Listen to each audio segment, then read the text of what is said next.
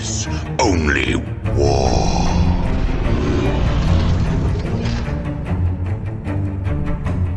What is up, gents? 40k Dirtbags here, bringing you another battle report, 30-minute report against Grey Knights versus Chaos Space Marines. We got Kivo on the channel today. We played at Top Deck in New Jersey, one of the biggest stores in the area. So we got a game going now. They actually had a kill team tournament going on at the same day. So me and him didn't bring our terrain Rexar lasers. I apologize. That's in the link below. You should be bringing it everywhere you go. I thought I didn't think, honestly. I apologize. But we got the best we possibly can terrain set up. We kind of used our imagination, so hopefully you guys could just assume that if it wasn't shot, it's because it couldn't be shot. So imagine that the rectangles are below each piece that you guys see on this terrain feature. Don't worry, I'll go over it once we get the pictures going.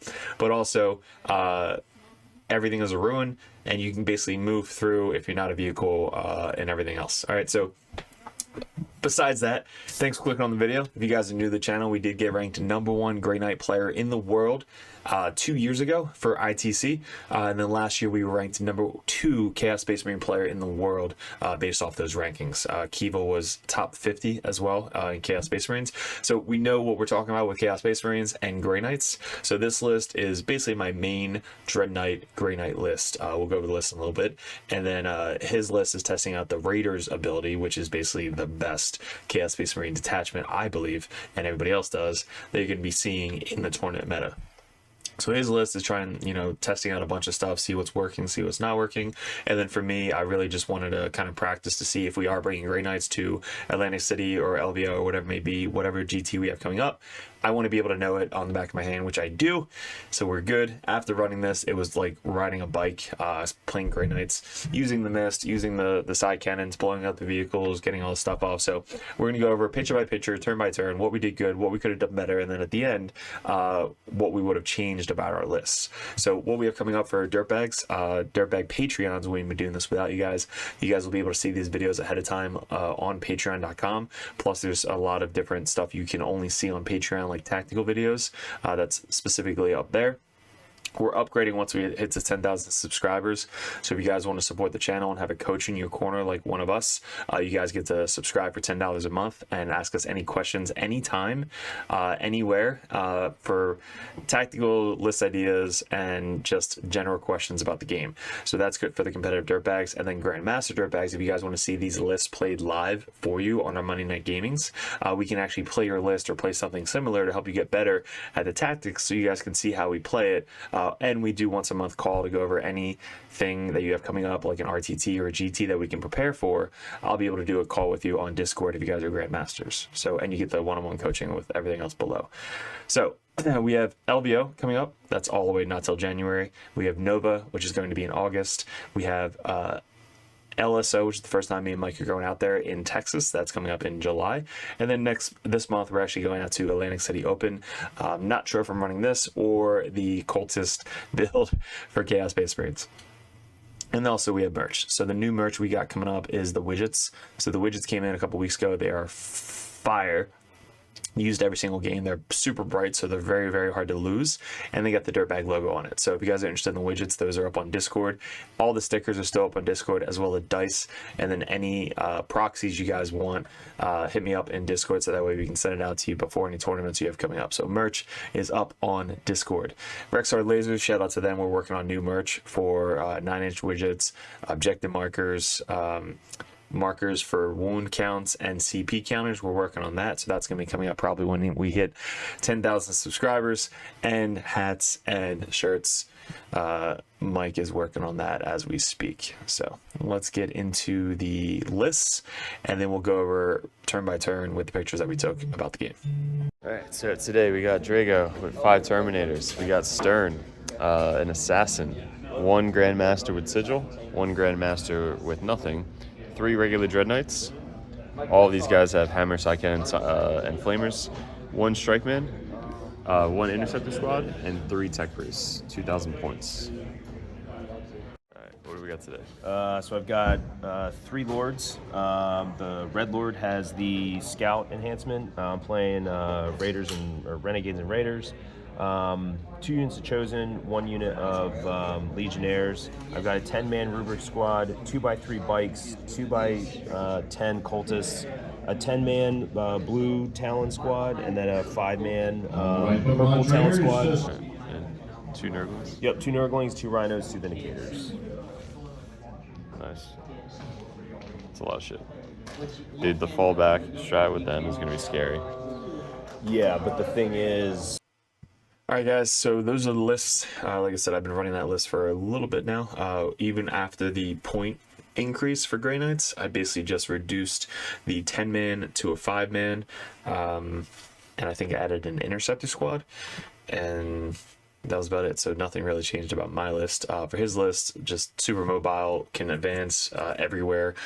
With the Chosen, they're super quick coming out of the Rhino with full rerolls to hit and wound. CP management was definitely key in this game for both sides. It was a pretty low scoring game, which we'll go over at the end, but there's a lot that we would do differently, especially with the terrain as well. So let's get into it. So that was the terrain setup, but this is our setup over here. We're just imagining that this is like the little L, big L. These things are basically ruins, so the walls are on both sides, and then this guy's like right behind that little L right there. We have Drago, Stern, and everybody back here in case they have to do any secondaries turn 1. Grandmaster, because he's usually the one that goes up and down for teleport assault turn 1. We have this guy who can advance basically 14 this way and get some shots that way, 14 that way, shots that way. So basically these 3 have an opportunity to go 14 and get some shots off turn 1, and then this guy is as close as possible because he only moves 8. And he has the sigil, so he can be a little bit more aggressively when you set up the deployment. Strikes are there so that way they can either scout forward or scout backwards, and then 3 tech priests to buff up usually 1, 2, 3. 1, 2, and 3 for the Dread Knights, and then the other 2 are usually teleport assaulting. Interceptors up there in case I need to move up, shoot, and then move again, or just advance 18 and just wait a turn. So his deployment, same thing, these things are walls. He's got the warp talons, small warp talons, cultists in the back there, try and block out turn 1 deep strikes, and then the Vindicator. Now, he probably would have started 1 Vindicator off the table, which is what we'll go over at the end, or both off the table. So reserving Vindicators against Dread Knights, they're not going to kill you as often because you're toughness 11, I'm only strength 10, so we're not going to kill you unless we can get into combat with you. So we're probably going to ignore the Vindicators as Grey Knights until we really need to focus them down, because the Vindicators are the only things that can kill the Dread Knights reliably, like pretty easily for Chaos. Then he's got a bike unit here, bike unit there, so everything is pretty synergy. Chosen with some lords, Chosen with 1 lord in there for the scout move. The scout move in this detachment is just brutal. Like, going first, you just basically scooch up and then they can advance out and then charge turn 1 and then full rerolls to hit and wound. Nuts. You're just like launching a lord and Chosen to go kill something viable. So I kind of messed up there because if I didn't go first, I probably would have lost a dread or 2. Probably a dread. And then I would have fought back, maybe kill 1 or 2 of them. It wouldn't have been pretty. So I definitely set up a little bit too aggressively, forgetting that he had a scout move 6 with a free advance and charge Chosen unit on the line. So props by him, shitty by me. We get first turn. So this is the setup. Again, ruins. He's got some Nurgles over there. I got our assassin up there. The only reason I started the assassin up there is because his Nurglings were down here, and he couldn't get to me turn 1. So if I have Investigate Signal turn 1, I'm able to move the assassin back and then get 2 points for Investigate Signal, and then one of the units down here would be investigating down here. So I get 4 points for Investigate turn 1, and then I can basically move my dudes up and then get in the center for aerial denial or something like that turn 1. So you have to set up for turn 1 secondaries, especially for Grey Knights. All right, so we're playing Take and Hold, basically up to 15. And then what else? So up to 15, and I believe that's it. Chilling Reign, Take and Hold, up to 15. So turn 1, we go first. Let's move all of our guys up. We get some pretty good lines. He moved his scout move back here. We scout moved forward up here. So we kind of moved our guys up there because they're going to be my miss target, either them or one of these 2 over here. Now, this is the first thing I would have done differently, is these guys were within 18 inches. of really nobody. So they're only within 24 inches. So I should have kept them max 24 inches away, which would have got me like an extra maybe 6 to 7 inches back this way. So I don't have to worry about them getting charged. I'm shooting at max distance. Again, not really good at killing Vindicators. So this also wasn't a good idea because I need to basically have at least 3 Dread Knights, 3 to 4 Dread Knights to kill 1 Vindicator, which is such a huge difference in point costs. But if I can kill a Vindicator, that is one of the only things that he can kill me with, it's worth it. If I take one of those hard-hitting shots off the table, I don't have to worry about it the rest of the game. I have to worry about is the Lords getting into combat with me. So again, he's got the Rhino here, Rhino that backed up. We put some shots into the Vindicator and we failed to kill it. But again, I would have moved these guys back further and probably put my Interceptors on the point over there, which I do moving forward. So the Interceptors got moved up, shot 24 into the Vindicator, was able to then move 6. So I moved up, shot, and then moved 6 over to here onto the objective just to hold it for next turn. We got secure no man's land and investigate signal. So again, planned out turn 1 for investigate, which this assassin did, and then we did stern in this back corner for investigate. So 2 investigates and then secure no man's land we got with our strikes in the center, and then over here we got with them. So if I keep my Dread Knights back, my missed target is easy. It's just the strikes. So if he gets out and then moves within 9 of the strikes, I'm able to move the strikes off the table and have my Dread Knights only have to worry about the shooting from the Vindicator. So if he targets one of my Dread Knights, I can spend 1 CP to do armor content and I'll get the cover. So it goes down from AP 3 to AP 1. So then I have a 3-up save compared to a 4-up save. Big difference when it comes to D6 damage from the Vindicators. So that was my first mistake, is keep you guys 24 inches away max if you can't get within 18 inches for the Flamer. That's the first thing. All right, but we did get 5 and 4 for turn 1. His turn 1, he gets a whopping behind enemy lines and investigate signal as well. So Mike is really good at setting up, just like we do, for turn 1 secondary. So his Nurglings over here got investigate signals, and then his Cultists down here got investigate signals. Then behind enemy lines, couldn't really get anything behind me, so he ditched that one for a CP. Then the start of... So his turn 1, he gets his guys out of the Rhino. So this unit that was right here basically advanced out of the Rhino. And they wanted to make this charge onto my Dread Knight. I think it was a 7 or 8 inch charge. He failed the charge. And then I think he rerolled it and then he failed it again. So he has this unit of either Legionnaires or Chosen right here in the center. Which usually is just going to die to all the shooting. So this Vindicator got down to 8 wounds. Didn't really do... I did 1 side cannon shot to it. So like I said, we're not good at killing Vindicators. So make sure you have 3 or 4 Dread Knights lined up to kill a Vindicator if you really need to kill a Vindicator. So he failed as a charge. And like I said, he wouldn't have even had the opportunity to charge me if my Dread Knights were back further. So that, again, that was my mistake.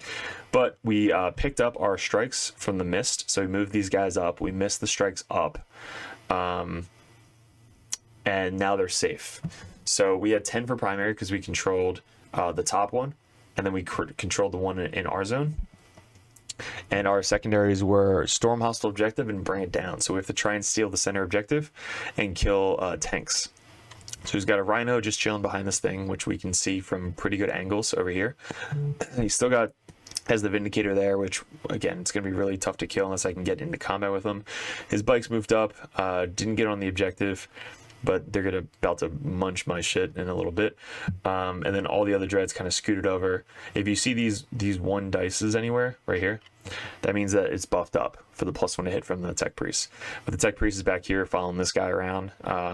He doesn't have a lot of good shots. I think he puts his shots into the Nurglings, which isn't really worth it. This guy was just on the wrong side of the table. He should be up here with all the other Dread Knights.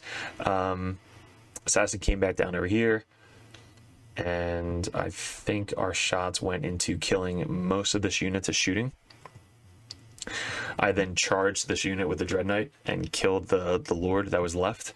And then these Interceptors shot and charged this 3-man bike squad. So we took 3 bikes down to 2 before we charged, and then we failed to kill a single bike. He then attacked back with his power fist and close combat weapon, or chainsword, and kills 3 of my interceptors. So 5-man interceptor charges in, doesn't kill anybody. Then 3 Grey Knights die back to the clapback because I was on the objective. So it's AP3 for the fist and then AP2 for the chainsword, which is brutal. And then he spends 1 CP to fall back and gets onto the objective and steals the objective. That was such a pro play for those bikes. 3-man bikes in this detachment are just scary good. Now, it probably shouldn't have happened. Like, we probably should have killed at least 1 or 2 of them. But still, you can't rely on the dice like that. And he basically falls back, and OPSEC 2 bikes steals my objective in the top left. So we finish off this unit. There's 2 bikes left. This thing is still alive. No, it looks like we killed that guy with a grenade.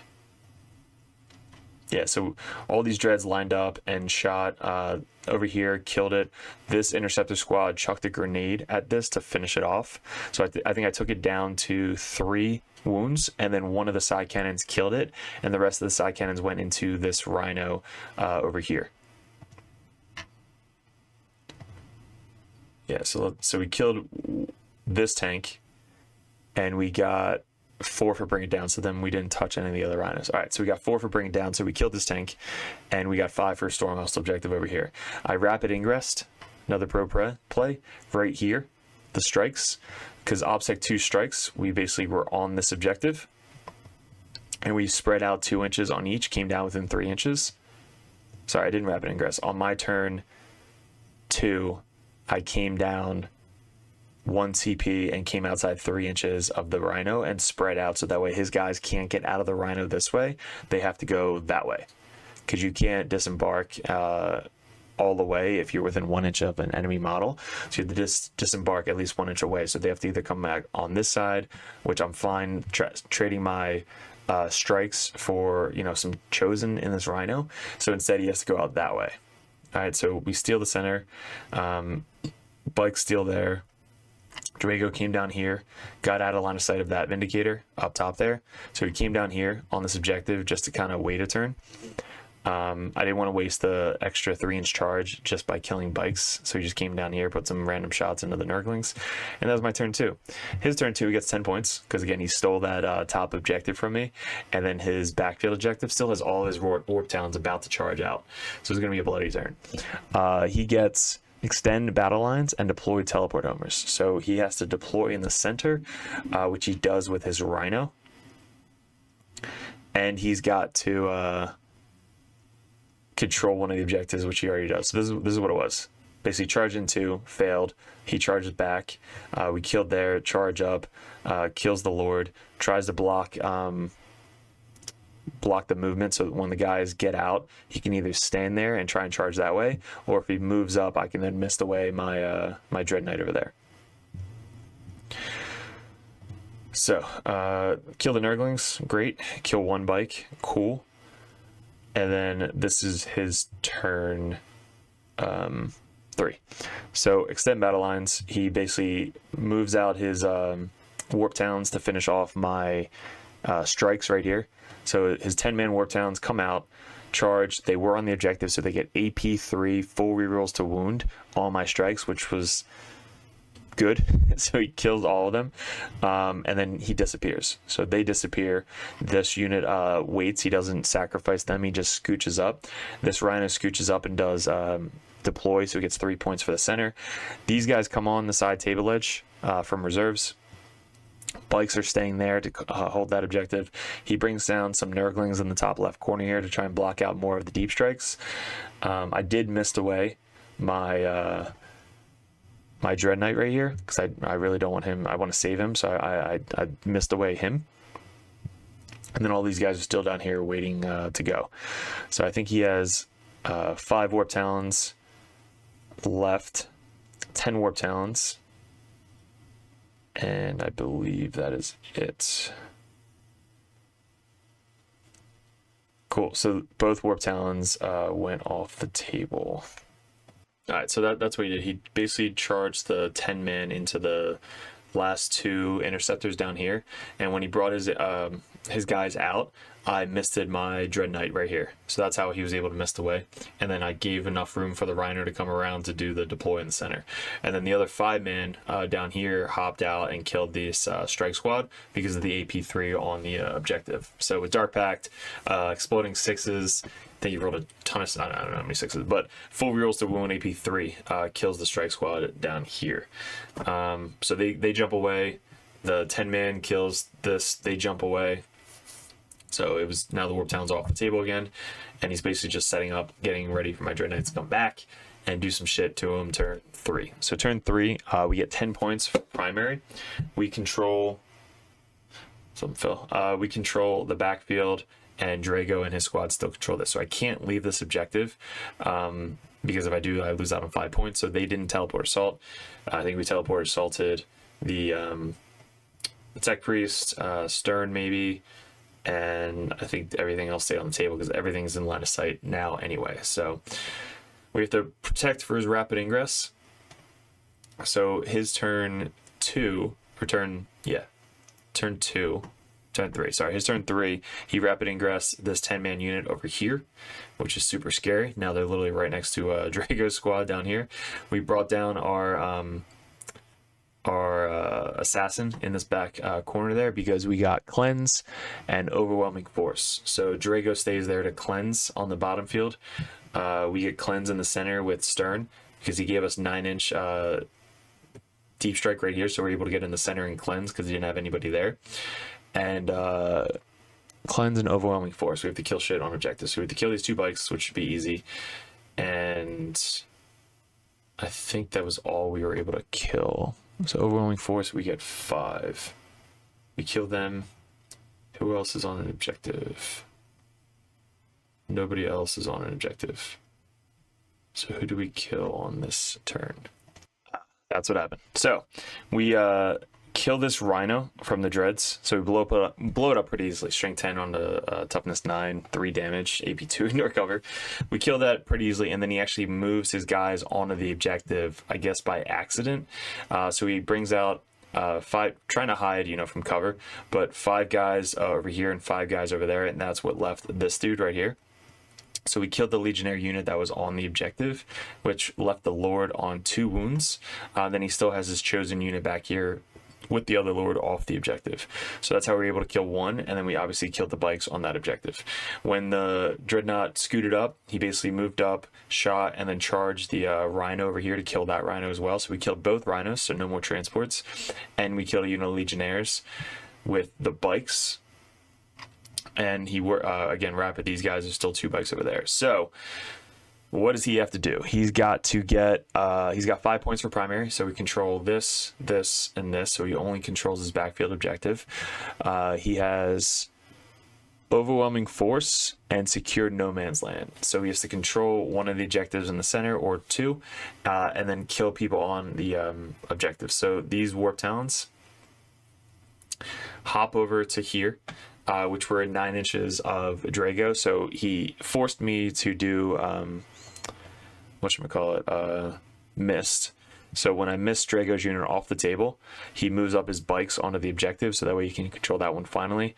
The Vindicator basically advances forward. The Flamers, scary Flamers, hop into the battle. So they walk in from reserves. They spread out super far to try and block more deep strikes. These guys are just gonna nuke Stern down.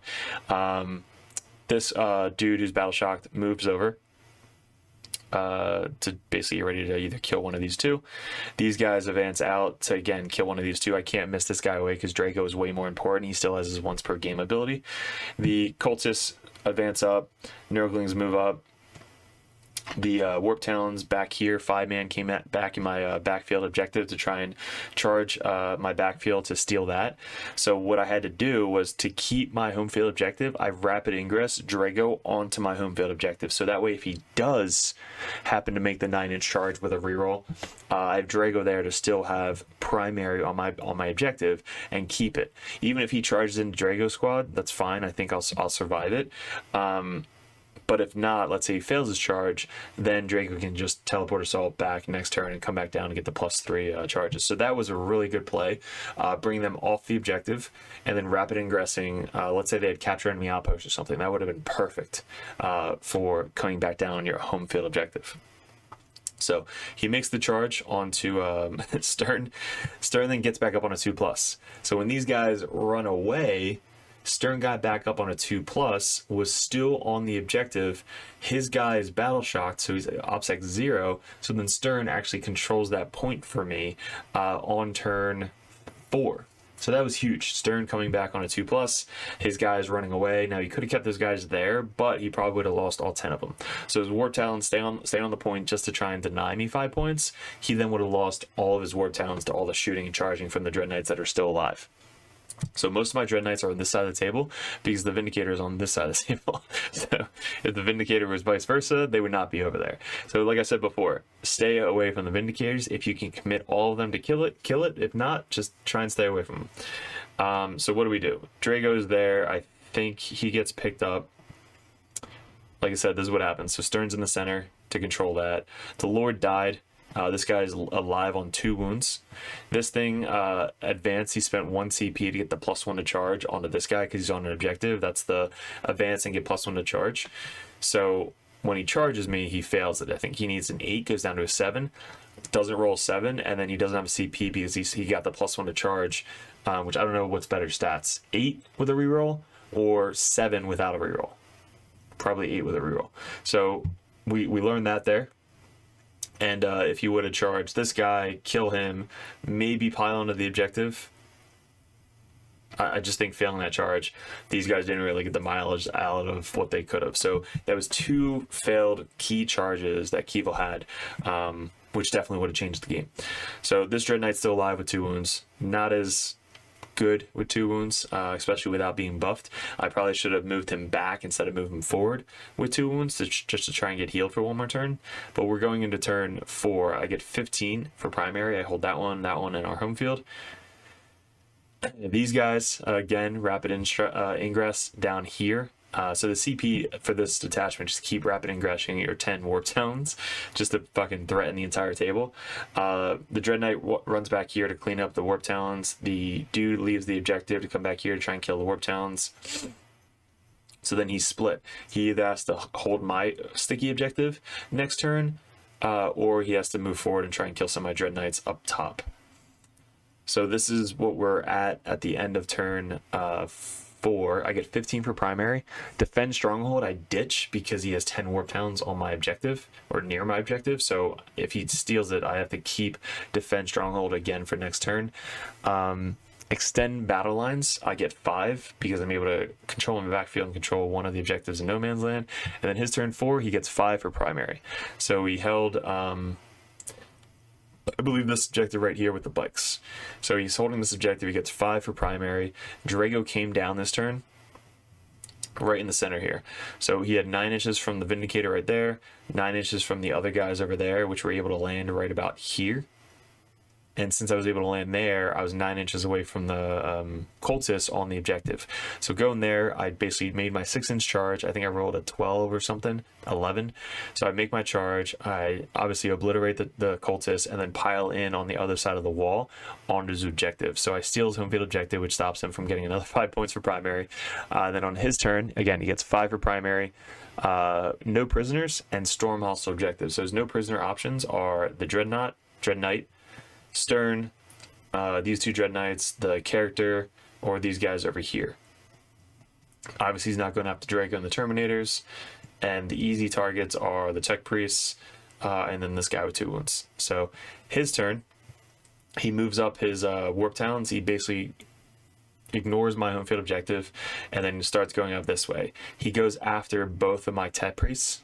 So he charges, makes a combi charge, gets both of them. He puts 5 into one, 5 into the other. He fails with battle shock and kills one of his own guys, so it's only 4 and 5. I spend 1 CP for Armor Contempt, the one that's off the objective, because then he'll only be AP 2, and then I'll get a 3-up save. The one on the objective is basically dead. It's AP 3. If I would have done it, I would have went down AP 2, so it had a 4-up save. Not really worth it. So the one that was off the objective, I Armor Contempted, and he lived. So he actually lived with 2 wounds, which then Tech Priests actually kill Marines in combat pretty easily. I think he hit like 9 out of 10 attacks. However many attacks he has, I think he only missed 1. Then wounds on 2s on most of them, and just does 2 to 3 damage each. So Tech Marines clap back in combat, which is awesome. So we kill actually all but 2, or we kill all of them. So I think we kill all of the shit. I don't remember if we killed all of them that turn or it took 2 turns to kill it. So I think since he had Stormhouse objective, he had to keep his guys on the table. So he stole it from me, kept them on the table because of Stormhouse objective for 5 points. So he gets 9 points that turn plus 5 for the primary. Going into turn 5, we get a tempting target, which we would have got, and then engage in all fronts, which we would have got because we're Grey Knights.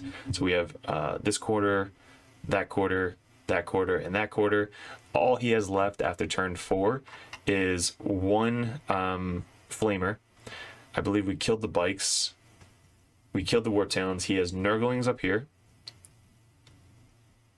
And maybe a unit of 5. No. So he just has Nurglings up there. And 1 flamer guy there. Everything else is then dead. So his turn 5, well, that's the score obviously, but his turn 5, he wasn't able to get anything. He got 0 for primary. He got Aerial Denial, which you couldn't get, couldn't cleanse, and then Assassinate he couldn't get. So he tried to spend a CP to get another anything because he had 2 guys, but he wasn't able to get any of it. So at the end of the game, this is the final score. We had 78. I would have had an extra 10, so it would have been 88 plus 15. 88, 90, 100, was that 100? What's 78? Yeah, so it would have been 103 to 56. So brutal game. We still had 4 Dread Knights alive at the end of the game. The turn 2, I believe, he murders one of my Dread Knights, and that's why we only have 4 left. So the Vindicator basically just pointed and deleted one of the Dread Knights early on. So that's what we learned is stay 24 inches away from the Vindicators and always have 3 to 4 Dread Knights on a Vindicator, try and kill it. And if you can get within 18, you can use that extra shots, but if you can't get within 18, stay max 24 inches away. He loved the 10 Warp Talons. Like, they are great in 10-man units in this detachment, because if you fail to kill something, you can then just spend 1 CP to fall back and hop away. And then also the bikes. So the bikes get +1 strength on the charge, and then if you're on objective, they get +1 AP as well. So basically they're able to move up, advance. You can spend 1 CP to charge, but they're moving up 12. They shoot all their bolters and even flamers if you want, or plasma. They're shooting all their shots at an extra AP as well, and then you're able to charge to get +1 strength and +1 AP. Like, a 3 unit of bikes can kill a ton of Marines if you have some plasma on them as well. So I really like the 3 bikes in this detachment. The Lord, there's so many battle tactics that are good in this detachment. Having 2 to 3 rhinos should be a must in this detachment. The flamers, this is where I said after this, I took a picture. So I took a picture of this situation.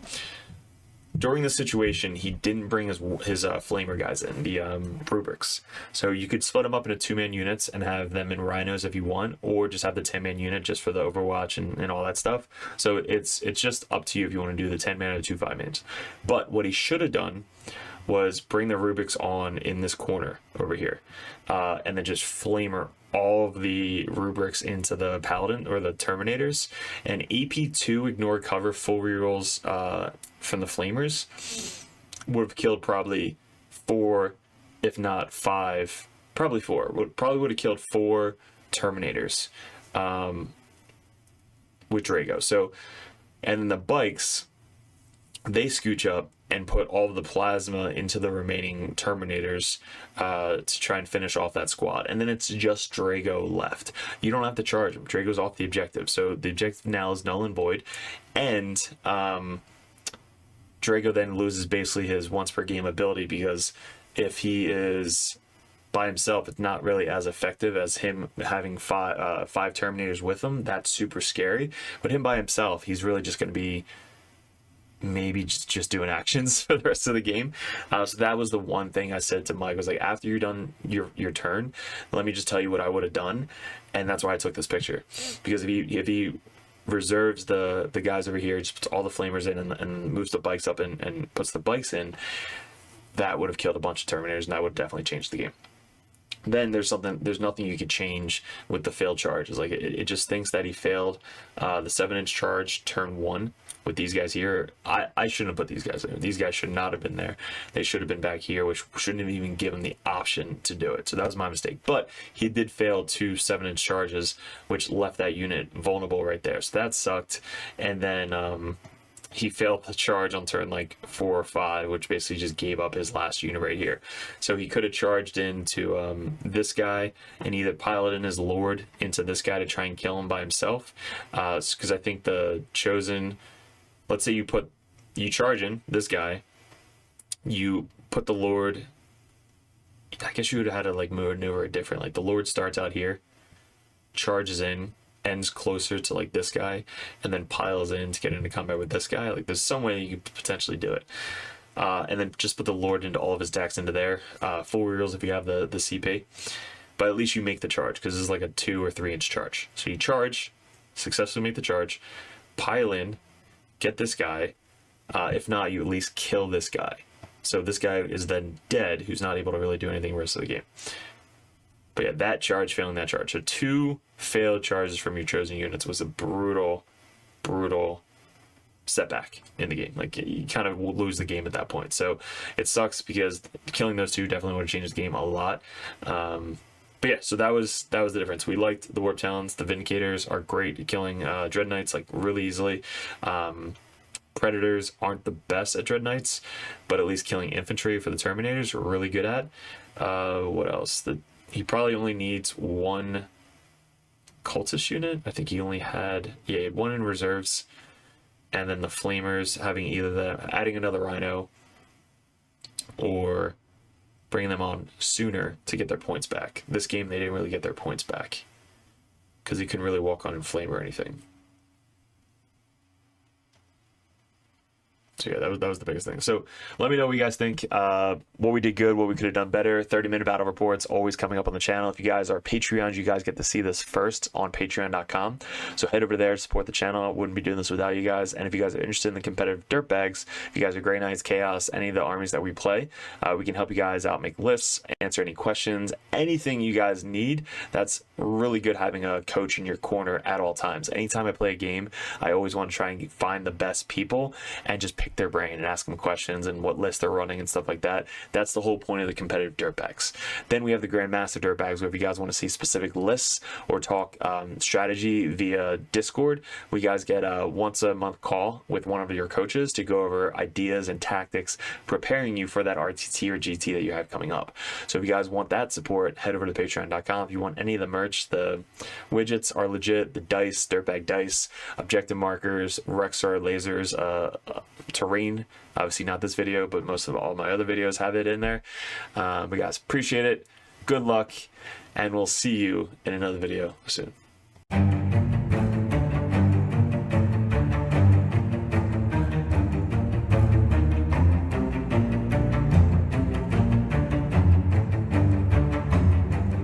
What's up, gents? 40k Dirtbags here. If you guys are thinking about joining the Patreon page, we're going to go over each tier and how it's going to benefit you and what you're looking for specifically to get out of 40k in 10th edition coming up. There's a lot of stuff to go over. There's a lot of tactical videos up on the channel, which is for free. There's going to be a bunch of perks that you get specifically for being a part of the Dirtbag Nation Patreon page. So first off, we have the first tier, which is $1 a month. You guys get first access to the videos over at patreon.com. You also get access to the Discord, which is specifically a private link in the Discord that only Patreon members can see. So you guys will have first access to that. Also, a benefit is Patreons over the Dirtbag Nation get live streamed games on patreon.com streamed from YouTube, but this only links specifically for the patreons.com. So not only do you get first access to these videos, you also get to see live stream games specifically only on patreon.com. The next tier is the Justicar. You guys get a shout out on every single video on YouTube. You also get to support us a little bit more. You get first dibs at voting on Discord, as well as you just kind of say, hey, I just want to be a Justicar Dirtbag and support you guys a little bit more than that $1 a month tier. But you get all the same access as well as the different color over on the Discord. So the third tier is the competitive Dirtbag. This tier, you get a lot more one-on-one coaching. This is a lot of the Dirtbags over on the Dirtbag Nation. They are able to send out messages one-on-one, go over list ideas, tactics, anything you guys want to talk about. When I was getting into 40k, or really any game in general, I always wanted to message the top players in the meta and just ask them questions. This $10 a month tier gets you that opportunity to message us one-on-one on Discord, so that way we can actually coach you, give you our insights, suggestions, and that's going to get you better at the 40k 10th edition as a whole. So that tier alone, just $10 a month to have one-on-one coaching, one-on-one messages anytime throughout the month, that's going to be a perfect tier for you guys. Even if you're brand new to the game, we go over 1,000 point list, 1,500 point list, 2,000 point brand new starting list, team list, anything you guys need. That's what the competitive Dirtbag tier is for. Also, you get a little bit red number name tag on Discord, so people know that you're really serious about getting into the competitive scene. The Grandmaster Dirtbags. This is the all-in-all $25 a month tier. You get one-on-one coaching, everything we said prior to this, but you guys get to see me, Mike, any of the other Dirtbags play your specific list that you want to see tested out live on one of our battle reports. You guys get to mention, suggest videos you guys want to see coming up on patreon.com. So you guys get the above first tier benefit of everything that we do over at Dirtbag Nation. All the support mainly comes from you guys supporting us over here at Dirtbag Nation. And Grandmasters, I can't thank you enough, but for $25 a month, you get one-on-one coaching and anything you want to see live on the tabletop. So you get to see a professional play right in front of you. You guys get to kind of like see it one-on-one, and I'm actually making this specifically for you. There's also TTS events that you guys can suggest. If you guys want to do a first 1 or 2 turn run through on TTS, we can actually log in and coach you one-on-one with that. If you guys see us at any GTs, you guys get special benefits, free dice, stuff like that. Anytime you purchase a merch thing on Discord, you guys get a free limited edition Dirtbag dice sent to you with every single purchase on top of that. So there's a lot of benefits coming up with the Grandmaster Dirtbag. Guys, I can't thank you enough for supporting us. Definitely let me know which tier would be best for you if you go over to patreon.com and specifically go to a tier. And make sure you don't forget to message me up on Discord. That's where we check every single day. If you guys are really into getting into 10th edition 40k, head over to Patreon, join the competitive Dirtbag or the Grandmaster. Message me as many times as you possibly want, and I'll coach you the best I possibly can on any specific army that you guys play. Mainly our armies right now, currently, going into 2024, is going to be Chaos Space Marines, Grey Knights, Death Guard, and then we have Custodes, Sisters, and I think that's it going into the Wings of 2024. But again, any other army that you guys play, we have other coaches lined up for the Dirtbags that are ready to take on that role of the competitive Dirtbag page. So guys, really appreciate it. Thanks for clicking on the video. Thanks for joining the Dirtbag Nation if you guys are already part of us. And we'll see you in another video soon.